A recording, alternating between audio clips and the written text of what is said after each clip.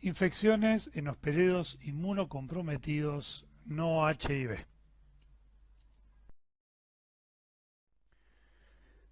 Los objetivos de este video es conocer los principales agentes etiológicos, bacterianos, fúngicos, virales y parasitarios responsables de afecciones en pacientes inmunocomprometidos no HIV. Conocer la importancia del concepto de la infección oportunista, reconocer los principales mecanismos de transmisión y por sobre todo comprender el valor de los métodos diagnósticos en esta población con el fin de caracterizar correctamente la etiología del proceso y desde luego conocer las medidas preventivas en este tipo de pacientes. En primer lugar, vamos a distinguir claramente lo que es un patógeno oportunista de un patógeno primario, que en los pacientes inmunocomprometidos ambos son capaces de causar enfermedad. En el caso de los patógenos oportunistas, como aquellos capaces de causar enfermedad cuando aparece una condición predisponente, mientras que los primarios son capaces de iniciar un proceso de enfermedad en hospederos aparentemente sanos. Desde ya, los patógenos primarios pueden, con más razón, provocar enfermedad en un sujeto inmunocomprometido. Estas dos características son muy importantes desde el punto de vista del conocimiento médico, ya que si conocemos la condición predisponente tenemos que estar atentos a cuáles son los patógenos que pueden provocar afección en ese sujeto. Y por otro lado, si el paciente inmunocomprometido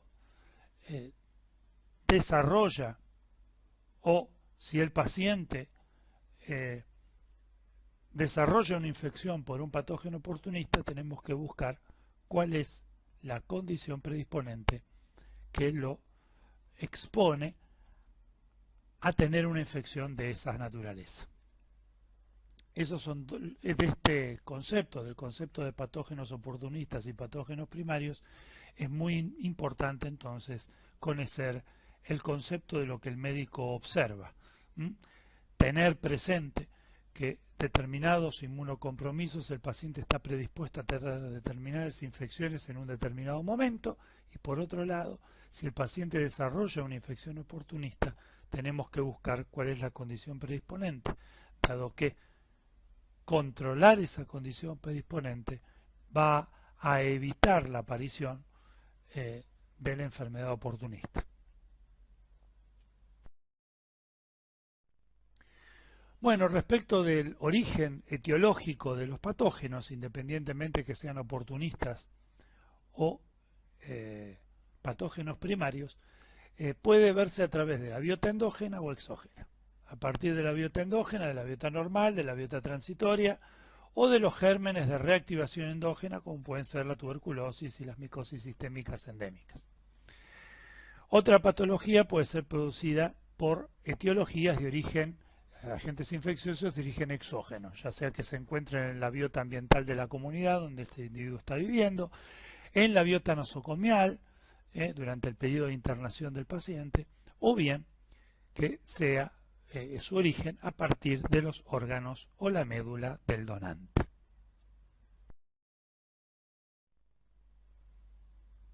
¿Cuáles son las principales vías de infección?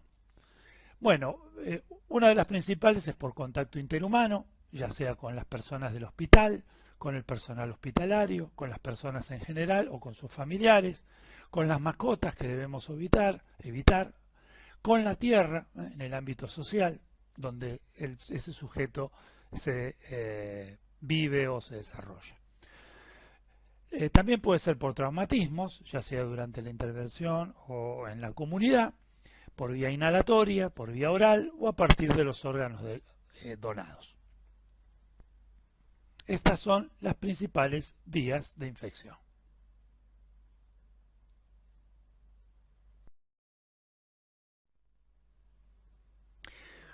Cuando hablamos de huéspedes inmunocomprometidos no hablamos simplemente del diabético tipo 1 o del paciente que tiene una inmunodeficiencia primaria.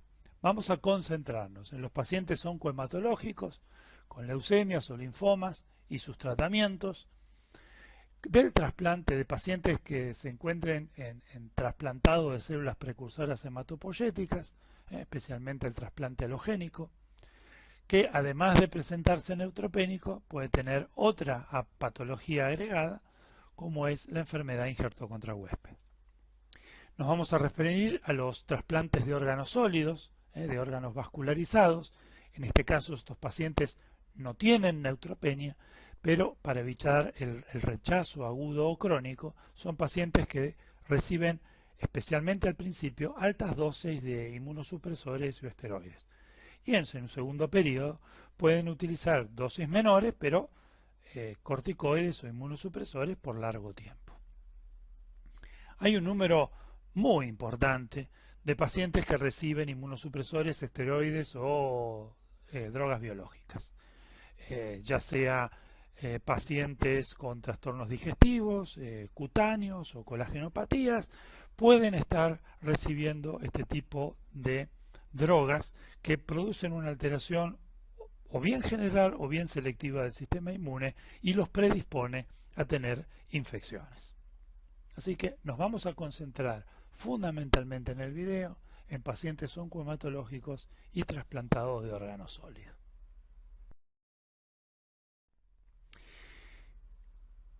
A diferencia de un paciente HIV positivo que se contagia no sabe cuándo y que desafortunadamente si no se testea para HIV, la evolución natural de la enfermedad lo va a llevar a tener alguna infección oportunista, una enfermedad marcadora, que haga que el médico tenga que atenderlo y diagnosticar su HIV cuando se diagnostica su enfermedad marcadora.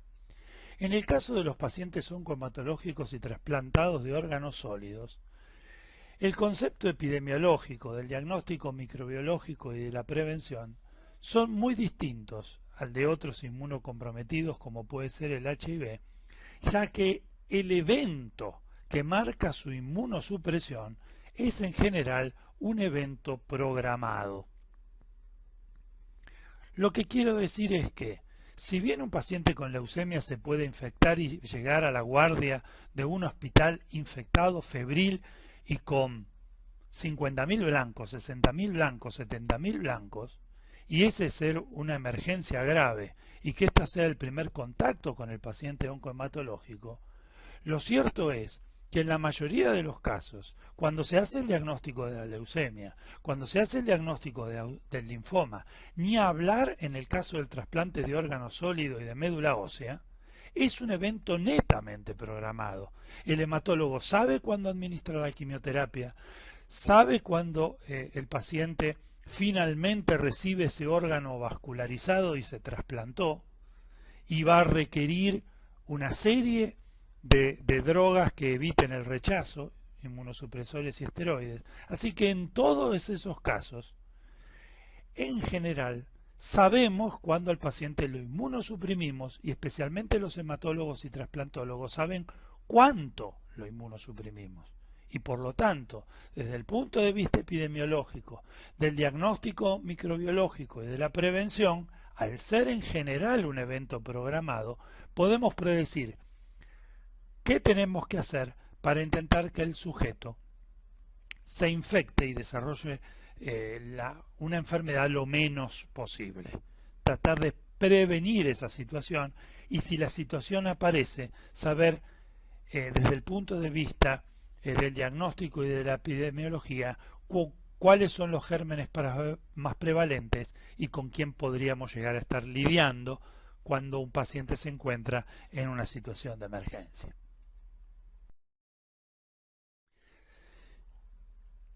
Siempre tenemos que recordar que la expresión del daño parenquimatoso en una infección depende de los factores del hospedero y de los que aporta el germen. Ahora, los mecanismos patogénicos que expresen los agentes etiológicos por invasión y diseminación, o ya sea por la producción de toxinas, van a ser los principales mecanismos de daño parenquimatoso, ya sea porque el paciente tiene un déficit para responder y entonces al estar su capacidad innata o su inmunidad adaptativa alterada, el daño producido en el parénquima no va a ser tanto producido por la respuesta inmune, sino por los mecanismos patogénicos. Por supuesto, existen excepciones, y las excepciones, las dos excepciones más comunes es en la enfermedad de injerto contra huésped y en el rechazo. Estas dos situaciones, enfermedad de injerto contra huésped y rechazo de órgano, generalmente las manifestaciones clínicas de esa expresión del daño parenquimatoso es muy similar al daño, a las manifestaciones clínicas de daño que se produce durante la invasión y diseminación de un patógeno en estos huéspedes. Entonces, saber si el paciente está cursando una infección o está cursando una enfermedad de injerto contra huésped, un rechazo, es importante distinguirlas, porque el tratamiento de una y de la otra no solamente es distinto, sino que es contrapuesto. Si el paciente está en enfermedad con injerto contra huésped o rechazo, aumentamos, en general se aumenta la inmunosupresión, y si nos confundimos y en realidad el paciente no está cursando un rechazo y está cursando una infección, imaginen que aumentar la inmunosupresión no va a favorecer el pronóstico de la enfermedad de ese paciente. Entonces es muy importante tener bien en cuenta estos dos principios. Bueno, algunas definiciones, como puede ser la fiebre, un registro de 38,5 o dos mediciones de 38 grados separadas por 1 hora de temperatura axilar, constituye fiebre. Recuerden que si el paciente tiene altas dosis de corticoides puede no hacer fiebre, entonces hay que evaluar equivalentes febriles, y otras manifestaciones de ausencia de fiebre puede ser durante la hipotermia o durante el shock. Otra definición importante es la neutropenia, caracterizada por menos de 500 polimorfos nucleares por milímetro cúbico, o menos de 1000, pero que el hematólogo predice una caída de más de 500 en las primeras 24 o 48 horas, también lo podemos determinar como neutropenia. Existen algunas otras excepciones. El hematólogo puede decir, el paciente tiene 90.000 blancos y son todos blastos, son todas células de leucemia y por lo tanto no tienen una función protectora. Entonces tiene muchos blancos pero inútiles. Entonces en ese caso también lo vamos a considerar un neutropénico. Tenemos que tener siempre en cuenta que la neutropenia y la fiebre, especialmente la fiebre, puede ser el único signo de infección y a veces las infecciones severas pueden estar ausentes, y que fiebre más neutropenia o fiebre más trasplante de órgano es una urgencia infectológica y debemos actuar con una serie de pasos que tiene que ver con el punto de vista epidemiológico, desde el punto de vista diagnóstico y terapéutico, de la forma más certera y acelerada posible, como para evitar que el pronóstico de este paciente empeore, ya que nos encontramos, como bien les dije, en una situación de urgencia. En el caso del trasplante de células progenitoras hematopoyéticas, tenemos básicamente 3 fases. La primera fase que va desde el momento que le infunden las células progenitoras hematopoyéticas, eso lo vamos a considerar día 0.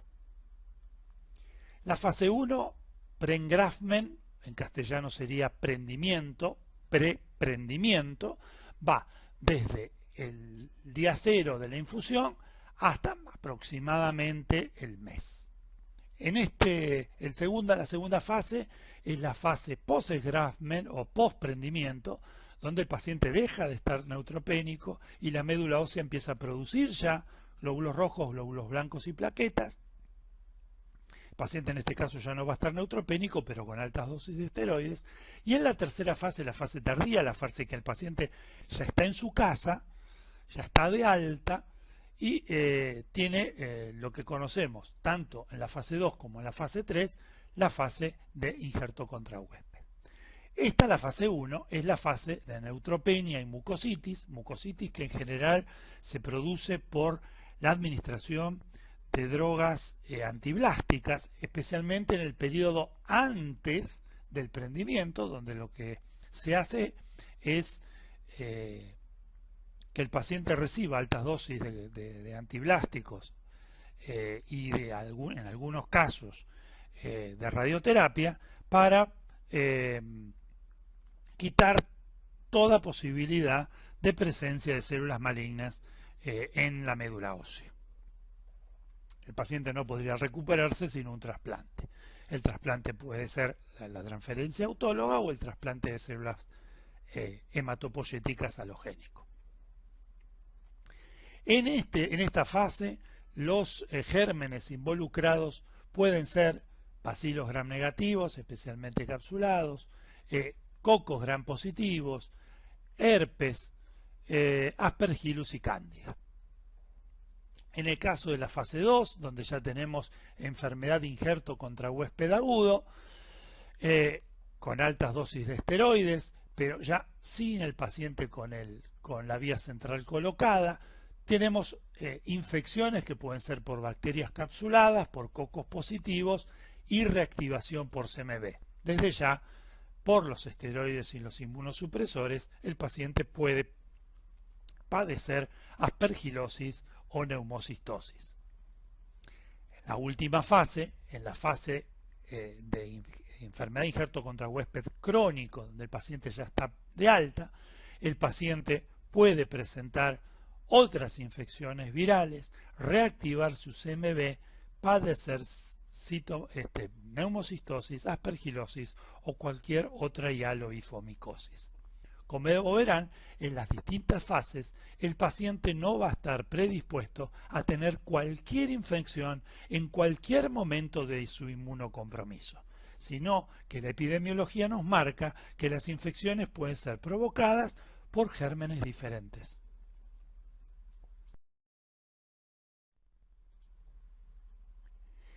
En el caso de del trasplante de órganos sólidos, vamos a marcar el día 0 como el día que el paciente recibe el trasplante, el día que es trasplantado. Entonces, la primera fase es un primer mes de periodo nosocomial, donde se realizó el procedimiento del trasplante dentro del hospital. Del segundo al sexto mes es donde se trata de evitar el rechazo agudo y donde se le administra al paciente intensas dosis o altas dosis de inmunosupresores y corticoides que permiten evitar ese rechazo. Y más allá del sexto mes, o inmunosupresión moderada o rechazo crónico, en general entre el segundo y el tercer periodo el paciente ya está de alta y uno trata de manejar esas situaciones en forma ambulatoria. El paciente durante el periodo nosocomial del trasplante de órgano sólido va a tener una vía central, por lo tanto va a estar sometido a la administración de fluidos y de drogas a través de esa vía central y lo va a predisponer a poder tener infecciones por cocos positivos, por ejemplo, en menor frecuencia bacilos gram negativos. Puede haber reactivación de infecciones virales como herpes, BK o citomegalovirus y por supuesto en menos frecuencia aspergilosis o candidiasis. En el segundo al sexto mes también van a estar incluidas las bacterias capsuladas. Puede haber en la segunda fase una reactivación de la toxoplasmosis, infecciones por aspergilosis u otras hialoifomicosis. Y más allá del sexto mes, el paciente puede reactivar una tuberculosis, virus Epstein-Barr, el paciente ya está deambulando este no es un periodo nosocomial, sino el paciente está de alta, así que puede tener infecciones respiratorias por los virus respiratorios, o los virus del resfriado, o incluso los virus de la gripe. Y puede reactivar las micosis sistémicas endémicas. De nuevo, podemos observar claramente cómo en los distintos periodos el paciente puede tener infecciones por distintos tipos de gérmenes.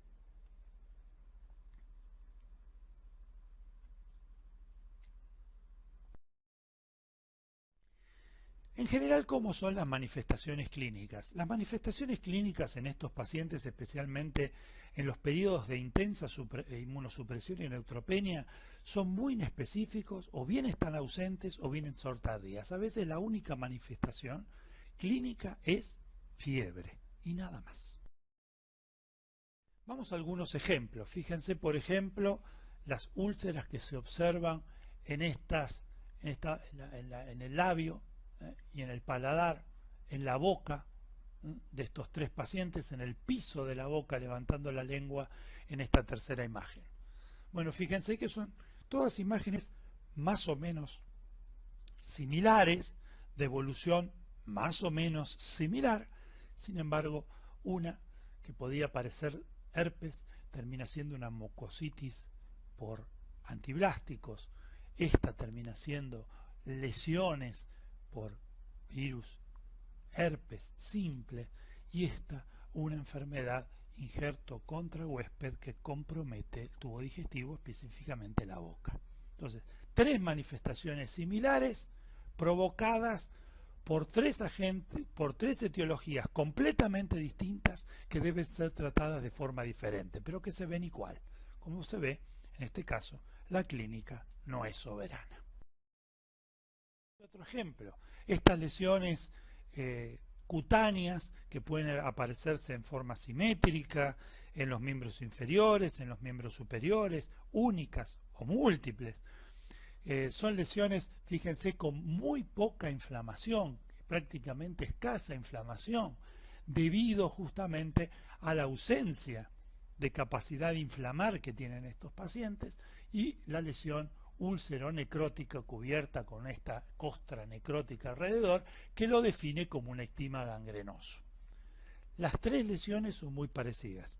Sin embargo, unas son producidas por cocos positivos, la otra por bacilos gram negativos no fermentadores, la tercera por agentes fúngicos como cándida o fusario. Misma clínica, distintos agentes etiológicos. Veamos otro ejemplo, descamación plantar. Similar en ambos casos, una enfermedad de injerto contra el huésped, la otra dermatofisia plantar. Tratamientos distintos para etiologías diferentes, para clínica similar. Otro ejemplo más, ¿sí? Engrosamiento, descamación intensa de palmas y parte del dorso de las manos en forma simétrica, con hiperkeratosis. La primera, una sarna noruega, sarna alérgica provocada por Sarcoptes scabiei, la otra, enfermedad de injerto contra huésped. De nuevo, situaciones clínicas similares con etiologías diferentes. El aporte del diagnóstico por imágenes es muy importante para estos pacientes, pero fíjense cómo en estas tomografías se observan lesiones, ¿sí?, muy similares unas a otras, ya sea únicas o múltiples, pero que responden a etiologías completamente diferentes. Fíjense, prácticamente indistinguible en una tomografía una candidiasis pulmonar de una aspergilosis pulmonar, de una infección pulmonar por pseudomonas, de una infección pulmonar por estafilococo. Entonces, incluso con las imágenes hay distinción, hay incapacidad para distinguir agentes etiológicos.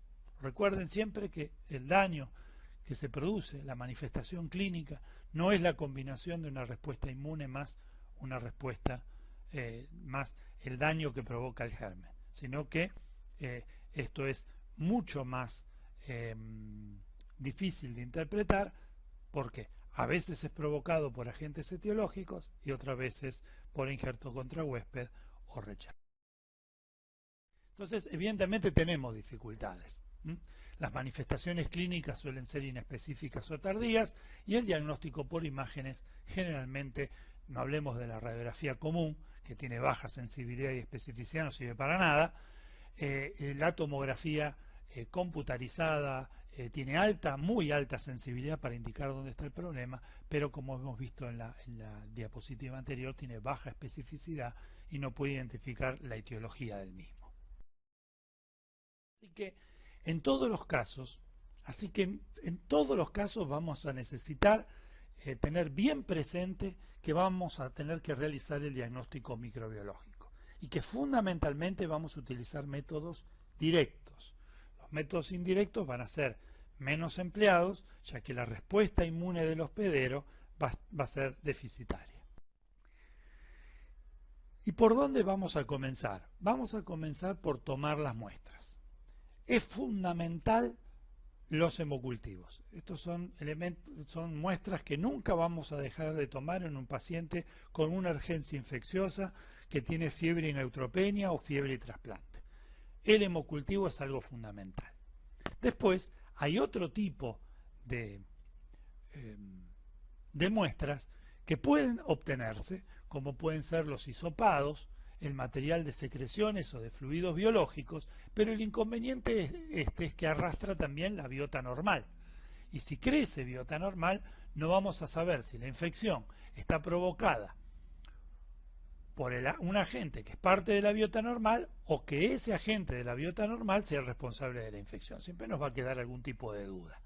Obviamente, si podemos hacer una punción con aguja fina o tomar biopsias, el germen que crezca en esas biopsias va a ser el responsable de la afección. ¿Cuál es el inconveniente? El inconveniente es que muchas veces los pacientes neutropénicos, especialmente si están neutropénicos, pueden estar leucopénicos, pueden estar plaquetopénicos y no se pueden realizar punciones con aguja fina o biopsias, porque el paciente puede tener un riesgo grave de sangrado. Entonces, siempre vamos a tener que sopesar o balancear entre la muestra que podemos obtener de acuerdo a la indicación que tenga, de acuerdo al estado clínico en el cual se encuentra el paciente. Si un paciente no está plaquetopénico, hay que comprender, y esto es muy importante, que debemos, con la toma de muestras, ser profundamente invasivos. Tenemos que ser agresivos, siempre que clínicamente podamos.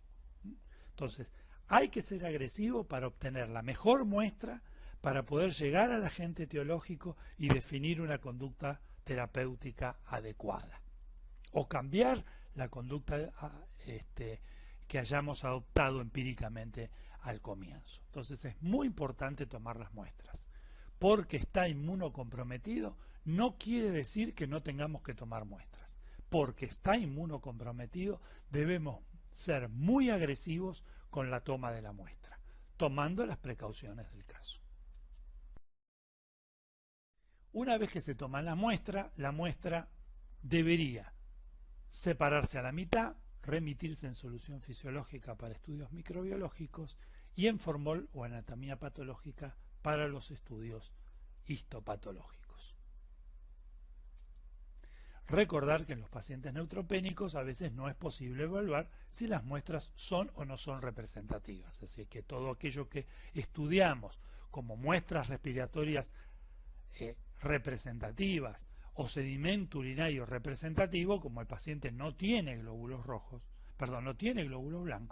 no va a tener leucocituria, no va a tener glóbulos blancos en materia fecal, no va a tener leucocitos ni en esputo ni en el lavado broncoalveolar. Entonces, recordar que la representatividad de la muestra va a estar alterada y que esto tenemos que informárselo al laboratorio para que considere, si el paciente está neutropénico, cómo tiene que evaluar el examen microscópico de estas muestras. Las muestras respiratorias son muy importantes, especialmente si la tomografía nos ha dicho, la tomografía computarizada nos ha dicho, que el paciente tiene algún tipo de lesión a nivel del tracto respiratorio inferior. Entonces, una de las cosas muy importantes que hay que hacer cuando el paciente neutropénico o inmunocomprometido grave está infectado con una afección pulmonar es hacer el lavado broncoalveolar, la broncoscopía y la obtención de muestras. El lavado broncoalveolar no está contraindicado con plaquetopenia, uno puede reponer plaquetas y realizar la broncoscopía. No hablemos del esputo. Si el paciente expectora, fantástico, hay que tomar esa muestra, nunca hay que descartarla, hay que remitirla inmediatamente al laboratorio. Si el paciente expectora después del lavado broncoalveolar, esa muestra de expectoración que se conoce como esputo post-BAL, post-lavado broncoalveolar, es una muestra muy importante para el diagnóstico de infecciones pulmonares que suele no remitirse al laboratorio. Y desde ya, la punción con aguja fina, las biopsias transbronquiales, el cepillo envainado, no suelen estar indicados, especialmente en los pacientes plaquetopénicos y neutropénicos, porque podrían producir un sangrado grave. Así que el lavado broncoalveolar se puede hacer. Hay otros procedimientos diagnósticos que ya estudiamos que son que pueden encontrarse contraindicados en estos pacientes. Otro elemento muy importante es el examen microbiológico del líquido de transporte. El líquido de transporte del órgano que se va a trasplantar, el órgano vascularizado que se quita del donante, se coloca en un fluido determinado, ese fluido se cultiva y el resultado microbiológico de ese fluido es fundamental, porque va a ser muy representativo de cuán infectado, cuán poco infectado, cuán colonizado está ese órgano que se colocó en el receptor. Por lo tanto, conocer la microbiología en tiempo y forma del líquido de transporte del órgano en el que se trasladó el órgano vascularizado para ser trasplantado a los distintos receptores es fundamental para tomar conductas terapéuticas sobre el receptor. Bien, dijimos que la neutropenia y la fiebre y trasplante en una urgencia y que requieren tratamientos empíricos, que deben ser realizados lo antes posible, no sin antes efectuar todos los procedimientos diagnósticos fundamentales. Si se obtiene un rescate positivo, uno trata de adecuar el esquema antimicrobiano al rescate microbiológico que se haya obtenido. Pero puede ocurrir que a pesar de que hacemos todos los intentos por buscar el germen, no se lo encuentre. Entonces, en ese caso, continuará con el tratamiento empírico inicial. Pero iniciar un tratamiento empírico no significa no tener que hacer diagnóstico microbiológico. Es fundamental la realización del diagnóstico microbiológico. Bueno, veamos entonces ahora rápidamente infecciones bacterianas, fúngicas, virales y parasitarias que afectan a este tipo de pacientes. Las infecciones bacterianas son las que más frecuentemente producen afección en neutropénicos febriles, especialmente en aquellos que tienen menos de 100 polimorfos nucleares neutrófilos y ellos pueden presentar bacteriemia y esto es un evento grave. Es la complicación infecciosa más frecuente, se presenta en los estadios tempranos y desde el punto de vista epidemiológico ha cambiado desde los 80 a los 90 y ahora en este siglo. En general es debida a que la quimioterapia produce mucositis y diarrea y entonces hay una mayor exposición a gérmenes bacterianos endógenos, otra vez a través del uso de catéteres venosos y centrales, especialmente durante el periodo nosocomial, cuando el paciente se encuentra internado. Desde ya, la profilaxis, el uso de quinolonas durante la internación ha hecho que cambiara la epidemiología y que no se vieran tantas infecciones por gérmenes gram negativos, sino más bien por cocos gram positivos como estáfilo o coagulasa negativos o enterococos. Los bacilos gram negativos en general no son los que frecuentemente afectan a estos pacientes, aunque pueden provocarlos. En la actualidad, el enterococo vancomicino resistente, el streptovirus con alta resistencia a penicilina, los bacilos gram negativos productores de BLE, las KPC, las bacterias infrecuentes, aparecen en este grupo de pacientes provocando infecciones graves con alta mortalidad. Respecto de las infecciones fúngicas, primero podemos hablar de las infecciones por agentes fúngicos levaduriformes. Candida albicans es uno de los más frecuentes, es de origen exógeno, o a través de los catéteres o por vía endógena y digestiva. Candida tropicalis es muy frecuente que afecte a hospederos neutropénicos y con mucositis, así se observa con más frecuencia en pacientes oncohematológicos. Y Candida parapsilosis, lamentablemente, es de origen exógeno, generalmente provoca biofilm, y para evitar la aparición, lo que deberíamos hacer es controlar adecuadamente los procedimientos de asepsia y antisepsia en el manejo de los catéteres, tanto en los pacientes cuando están internados como en pacientes que tienen los catéteres de larga permanencia de forma ambulatoria. Entonces, Candida parapsilosis generalmente afecta o provoca candidemias en sujetos que tienen catéteres. En el caso de las candidemias, la candidemia puede observarse en sujetos febriles durante la neutropenia. Durante la neutropenia caen los polimorfos nucleares, el paciente hace fiebre, uno le hace los hemocultivos correspondientes, no rescata ningún germen. Si el paciente sobrevive, recupera los glóbulos blancos y empieza a haber múltiples impactos, ¿sí?, de abscesos en hígado, en riñones, en vaso, abscesos múltiples, con lo cual, conjuntamente con la elevación de la FAL, puede hacer diagnóstico, conjuntamente con los hemocultivos, de las candidiasis diseminadas crónicas, o sea, la mal llamada hepatoesplénica.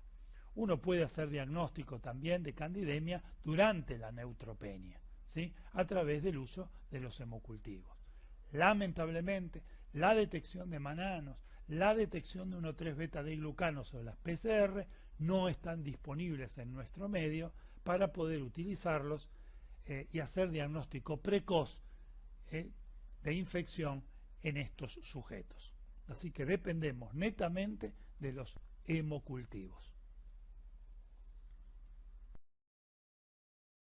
La aspergilosis pulmonar invasora es también otra patología fúngica frecuente. El diagnóstico microbiológico se hace por directo y cultivo del esputo. Normalmente los pacientes estos no expectoran porque no tienen con qué inflamar, así que el lavado broncoalveolar es el elemento más común. Igual la sensibilidad del diagnóstico micológico directo del lavado broncoalveolar no llega a superar el 50%. Ahora, si es positivo, el valor predictivo positivo es bastante alto. Los hemocultivos siempre se obtienen, pero recordemos que es muy raro recuperar Aspergillus de un hemocultivo. Es un evento sumamente infrecuente y la mayoría los considera un contagio.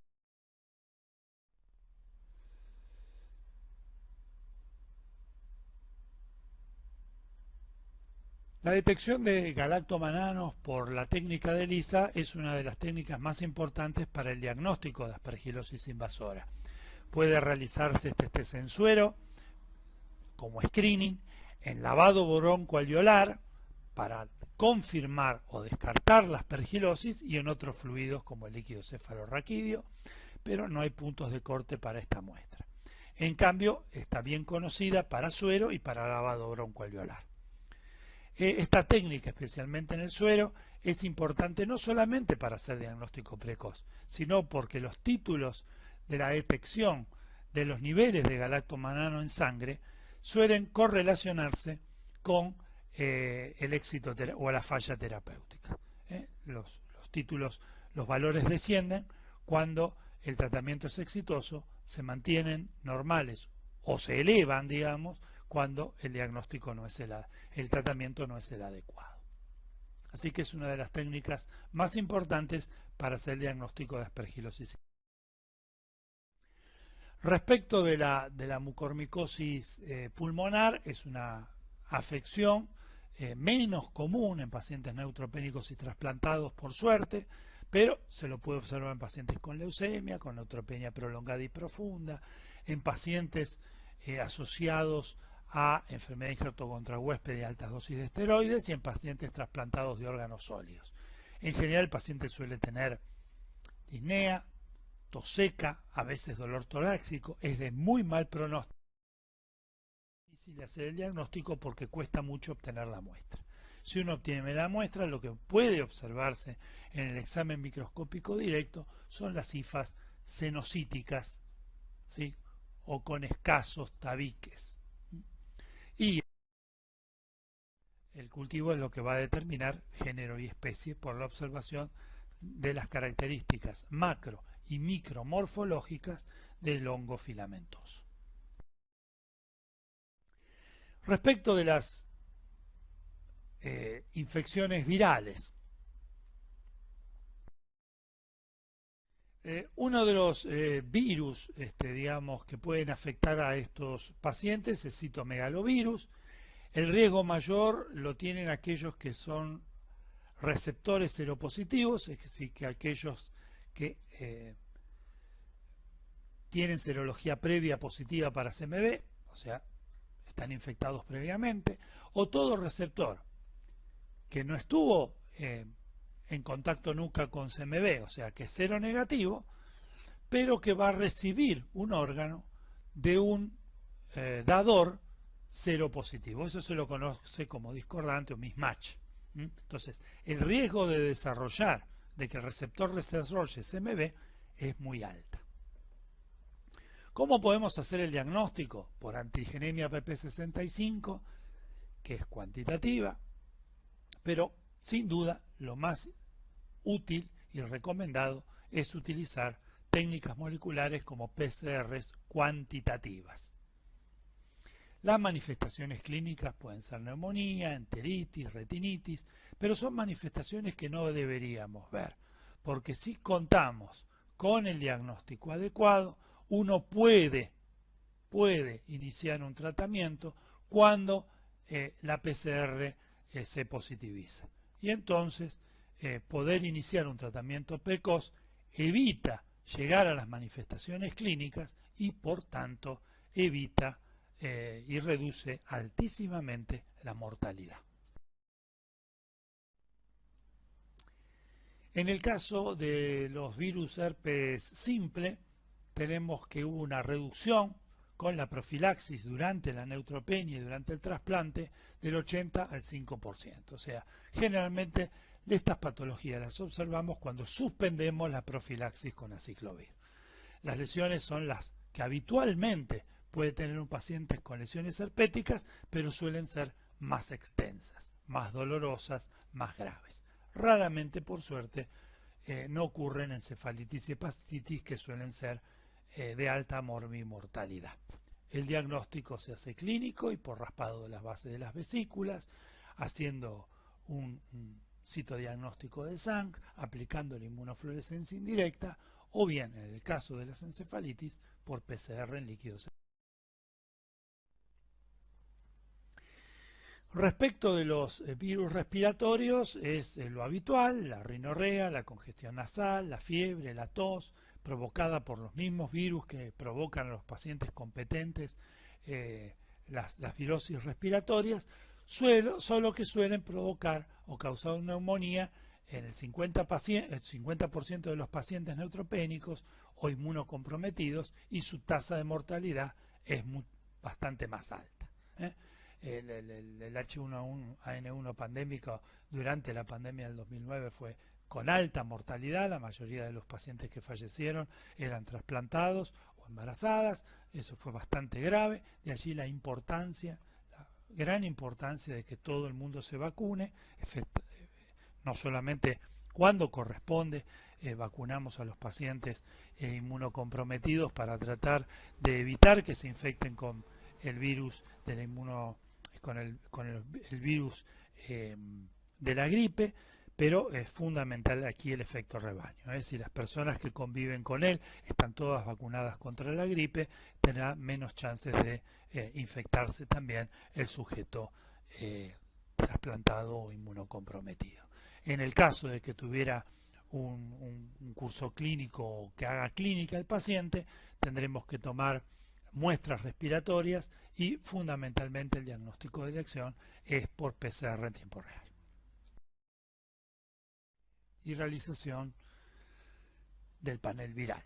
En el caso de las parasitosis en pacientes oncohematológicos, hay que tener bien claro cuál es la epidemiología en el cual ese sujeto se mueve. Hay que tener en cuenta también la epidemiología del receptor, del dador, en el caso de la infección de los trasplantes de órganos sólidos. Hay que tener bien claras las serologías previas a la quimioterapia o al trasplante, saber si el paciente tiene serología para Chagas positivo o serología para toxoplasmosis positiva antes de trasplantarse o antes de hacer la quimioterapia. Sin duda, y especialmente cuando el evento es programado, debemos hacerle el coproparasitológico directo y seriado, que es fundamental para tratar las parasitosis intestinales antes de iniciar la quimioterapia.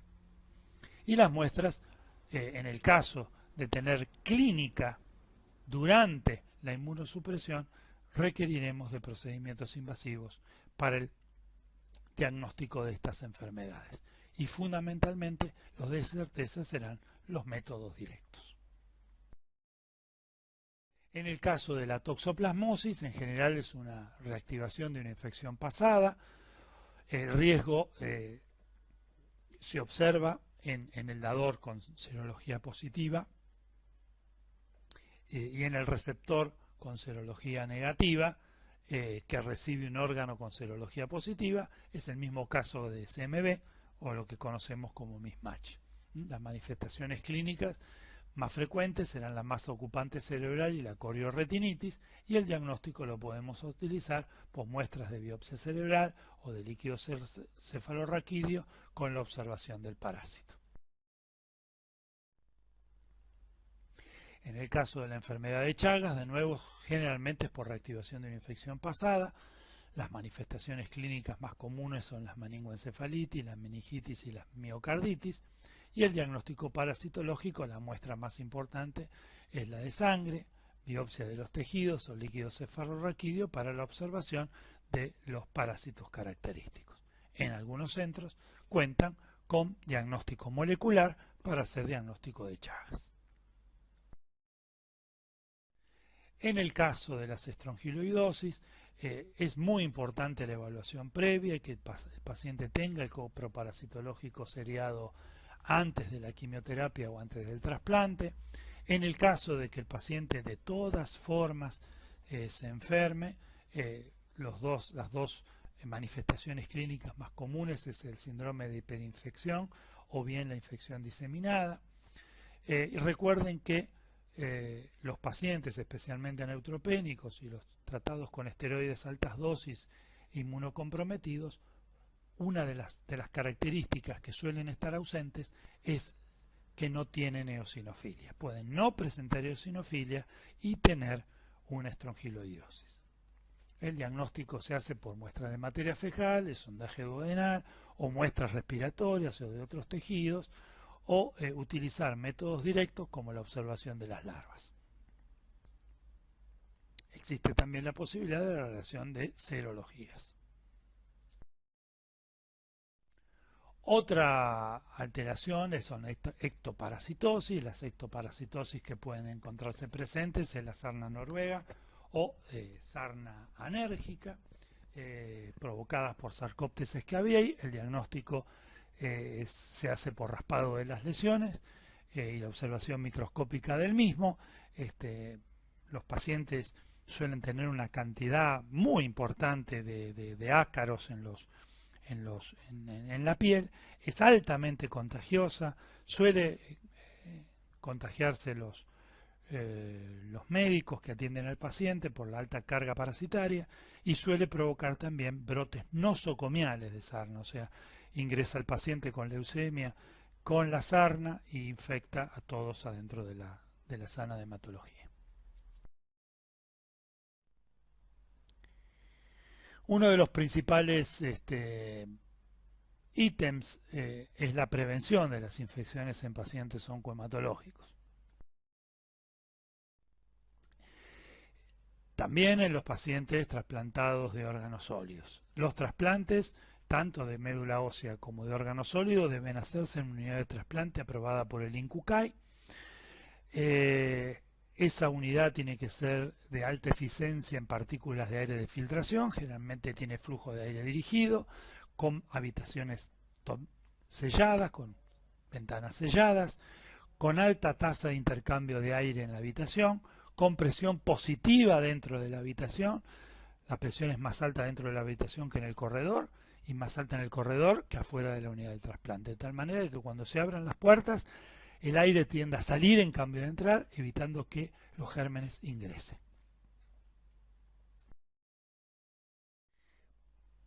Desde luego vamos a tener que aplicar precauciones estándares expandidas. Es fundamental el lavado de manos, el uso de barbijo y la habitación individual.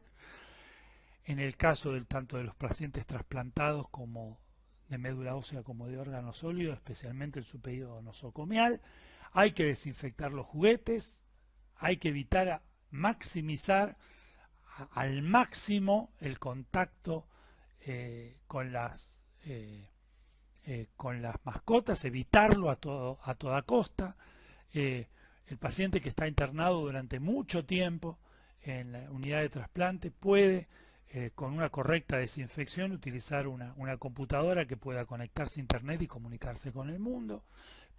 Es importante entonces mantener la limpieza y la desinfección y el control del polvo ambiental, evitar las plantas y las flores dentro de las unidades de trasplante, y uno de los elementos más importantes que hay que evitar en nuestro ambiente es que dentro de estas unidades no se puede tomar mate. Está prohibido tomar mate. Eso no lo vamos a encontrar en ninguna guía europea o anglosajona de prevención de infecciones en este tipo de pacientes, porque los anglosajones y los europeos no toman mate. Entonces, es para nuestra costumbre local que el mate no puede tomarse en la unidad de trasplante. Obviamente vamos a tener restricciones en las visitas, vamos a tener que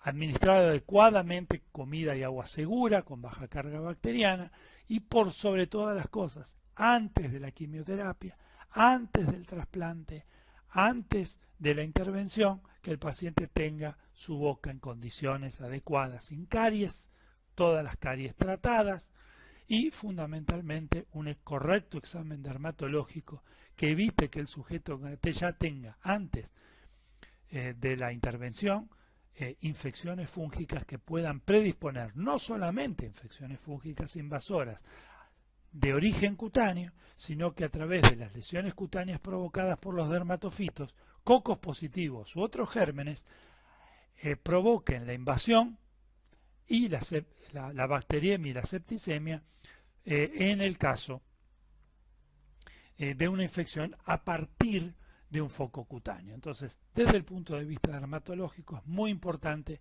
que el paciente llegue al momento del trasplante en la mejor condición posible. Y desde ya, un elemento fundamental es la vacunación. No solamente la vacunación cuando corresponda de ese sujeto que ha tenido un trasplante exitoso el plan de vacunación cambia de acuerdo al grado de inmunocompromiso que tenga, sino también es fundamental que el grupo familiar, que el grupo que lo rodee esté adecuadamente vacunado, de tal manera que por efecto rebaño ese individuo tenga menos chances de infectarse. Desde ya, muchas gracias por su atención.